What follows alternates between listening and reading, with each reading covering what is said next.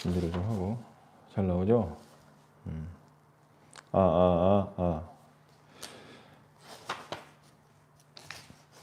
오늘이 목요일인가?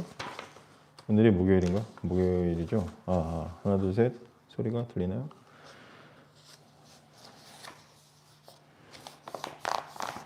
자, 방송이 나가나? 안 나가나?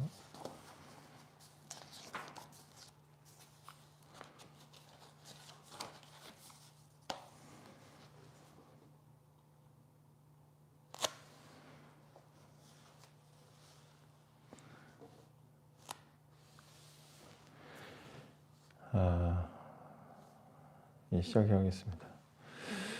예, 반갑습니다. 생생한 큐티, 생큐 박목사 채널 오늘도 큐티 시간이 돌아왔습니다. 어제는 선거일이어서 오전에 좀 쉬는 바람에 집에서 있었고요. 이제 오늘 또 목요일 3월 10일 또 오늘도 또 큐티 나눔을 하겠습니다. 큐티 방송 안 해도 큐티는 합니다. 새벽 예배 시간에 저는 보통 가서 큐티를 먼저 해놓기 때문에 큐티를 하는데요. 오늘 이제 또 오늘 것을 또 나누도록 하겠습니다. 오늘 말씀은 레위기 7장 11절부터 27절까지의 말씀입니다. 근데 오늘 저는 그 뒷부분까지 해서 다 이렇게 했어요. 그래서 레위기 7장 11절부터 27절 그리고 그 뒤에 있는 이제 28절부터 38절까지 그냥 싹 다 읽었습니다. 그래서 한 번에 통으로 나누도록 하겠습니다.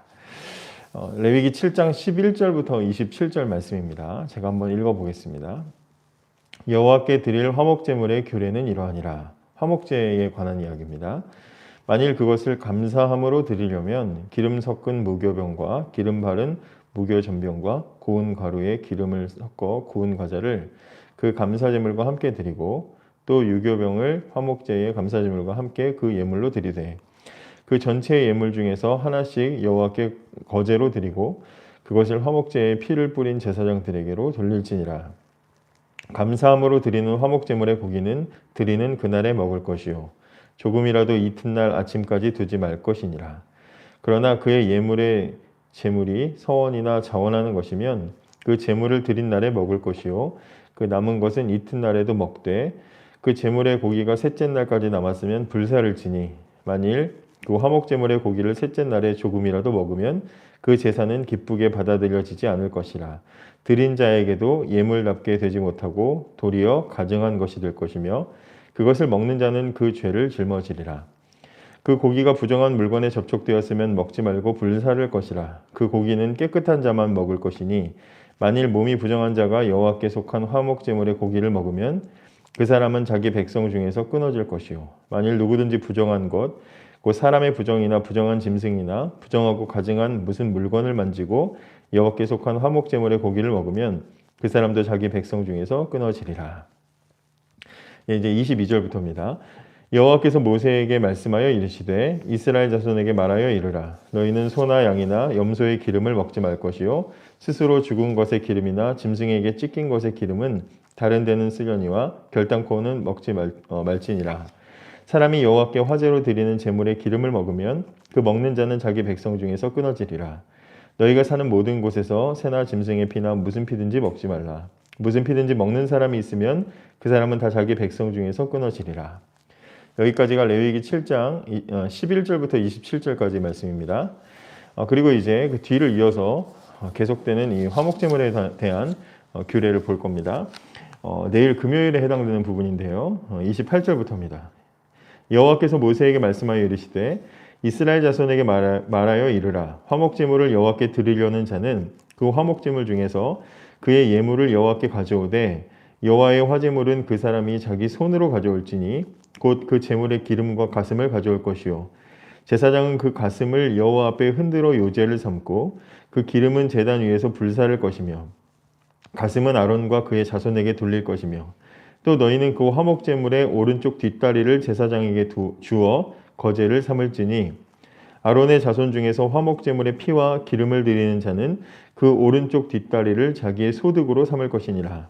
내가 이스라엘 자손의 화목제물 중에서 그 흔든 가슴과 그 든 뒷다리를 가져다가 제사장 아론과 그의 자손에게 주었나니 이는 이스라엘 자손에게서 받을 영원한 소득이니라. 이제 제물에서 제사장이 받을 몫을 이야기한 거고요. 그다음에 35절입니다. 이는 여호와의 화제물 중에서 아론에게 돌릴 것과 그의 아들들에게 돌릴 것이니 그들을 세워 여호와의 제사장 직분을 행하게 한 날 곧 그들에게 기름 부은 날에 여호와께서 명령하사 이스라엘 자손 중에서 그들에게 돌리게 하신 것이라. 대대로 영원히 받을 소득이니라. 이는 번제와 소제와 속죄제와 속건제와 위임식과 허목제의 규례라. 이제 마무리죠. 여호와께서 시내 광야에서 이스라엘 자손에게 그 예물을 여호와께 드리라 명령하신 날에 시내산에서 이같이 모세에게 명령하셨더라. 이제 이렇게 하면서 이제 7장으로 해서 제사에 대한 이 규례를 이제 규칙이 다 마무리가 됩니다. 그 중에 이제 마지막으로 본 게 오늘 화목제에 대한 것이고 오늘 목요일과 내일 금요일 저 여러분들이 묵상할 말씀의 내용들이 바로 거기에 해당되는 부분들입니다. 오늘 화목제에 대한 부분들을 봤는데요. 화목제는 사실은 이 앞에서도 한번 화목제에 대한 소개가 있었죠.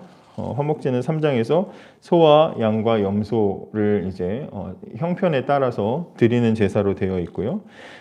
중요한 특징으로서는 기름과 콩팥 이런 부분들만 하나님께 태워서 바치고 나머지 고기는 이제 예배자와 제사장의 몫으로 나누는 것으로 되어 있습니다.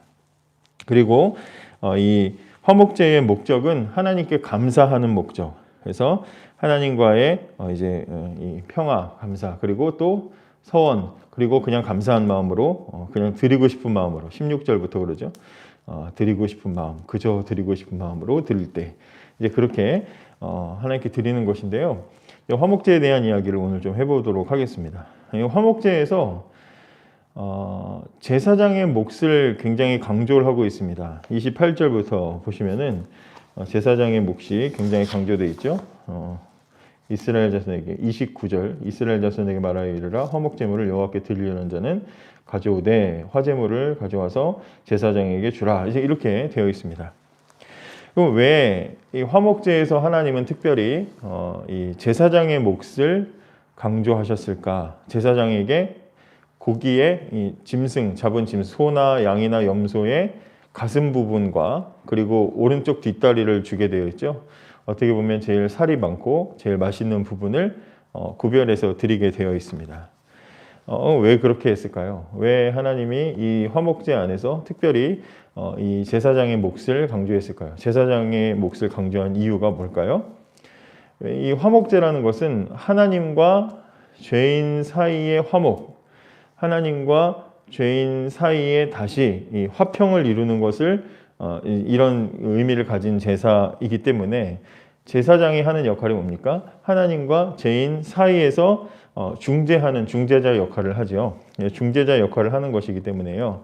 대제사장이 하나님과 죄인의 화해를 이끌어내는 역할을 하는 사람이기 때문에 하나님은 그 제사장에게 그 몫을 굉장히 귀하게, 그 역할을 굉장히 귀하게 보시고 그 몫을 굉장히 후한 것으로 채워주시는 거죠.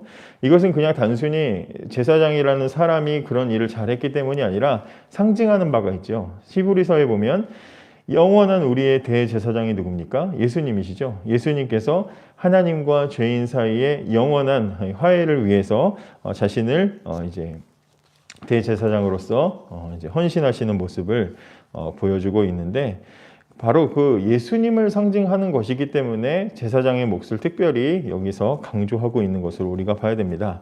그러니까 이 제사장의 몫이 있다는 것은 제사장이 참 수고하고 잘했다 뭐 이런 것도 있겠지만 그것만이 아니라 제사장의 그 역할, 화목제에서 하는 제사장의 역할이 바로 예수님을 보여주고 있는 것이기 때문에 그 예수님을 기억하고 기념하게 하시려고 그 제사장의 몫을 굉장히 구별하신 것이다.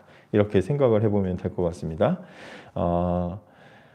뿐만 아니라 또 제사장이라는 것은 영적 지도자잖아요. 그러니까 내가 하나님 앞에 바로 서고 하나님과 바른 관계를 가지고 갈 수 있는 부분에 있어서 내 신앙을 바르게 만들어가는 과정에 있어서 영적인 지도자의 역할이 그만큼 중요하기 때문에 영적 지도자를 존중해 줘야 된다라는 어떤 그런 마음가짐 이런 것들을 이제 이 화목 제사의 제사장의 몫을 높이는 걸 아주 강조하는 걸 통해서 보여주는 거죠.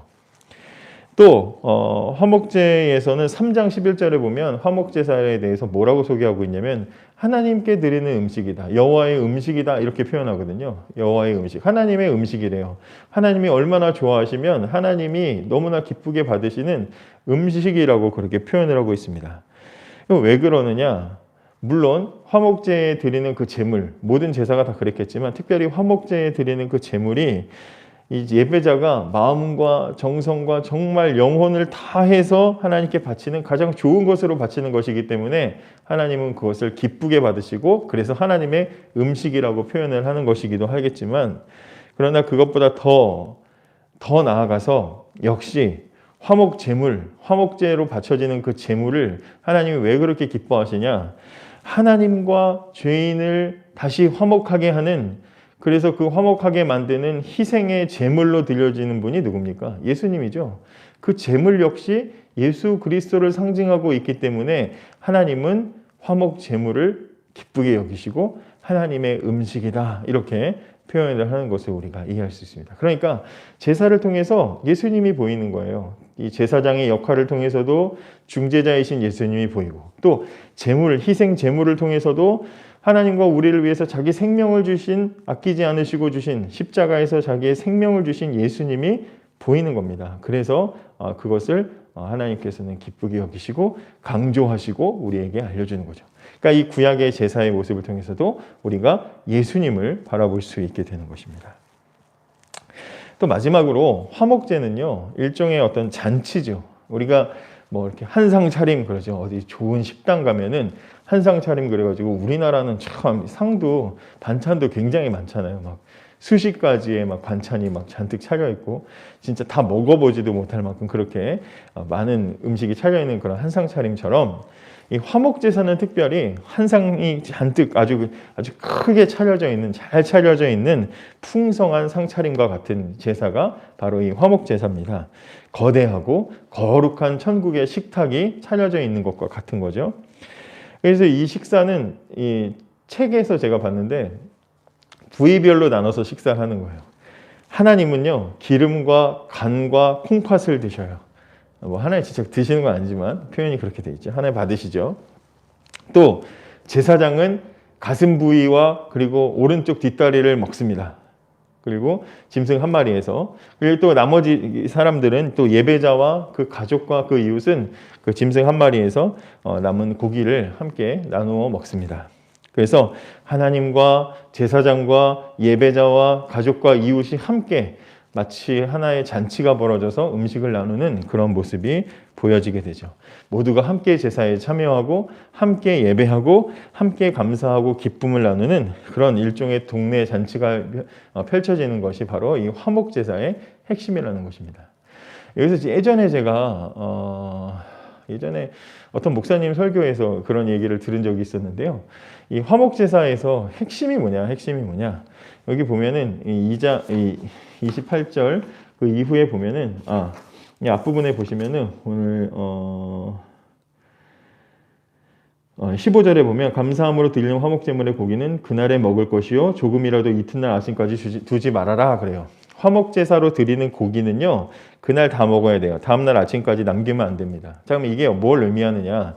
자, 내가 제사를 드렸어요. 내가 정말 하나님께 감사한 마음으로 내가 하나님과 더 풍성하고 함께 친밀해지고 싶어서 하나님께 기쁜 마음으로 제사를 드렸습니다. 하나님께 제사를 드리고 이제 그 간과 기름과 이 부분을 하나님께 바치고 제사장의 몫인 가슴과 오른쪽 뒷다리를 제사장에게 줍니다.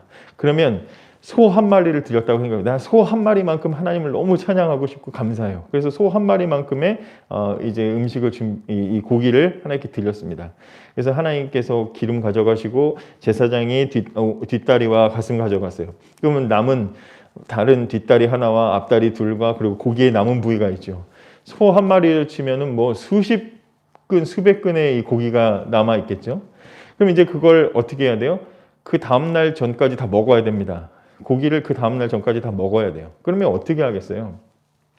제가 어떤 목사님 설교를 들었는데 가족들 부르겠죠. 가족들 다 모여라. 오늘 이거 다 먹어야 된다 하고 이제 그 성전 뜰에서 그 고기를 먹지 않겠습니까? 막 이제 부랴부랴 먹어요. 뭐 저 같으면 많이 먹었겠지만 뭐 사람들이 먹는데 한계가 있겠죠.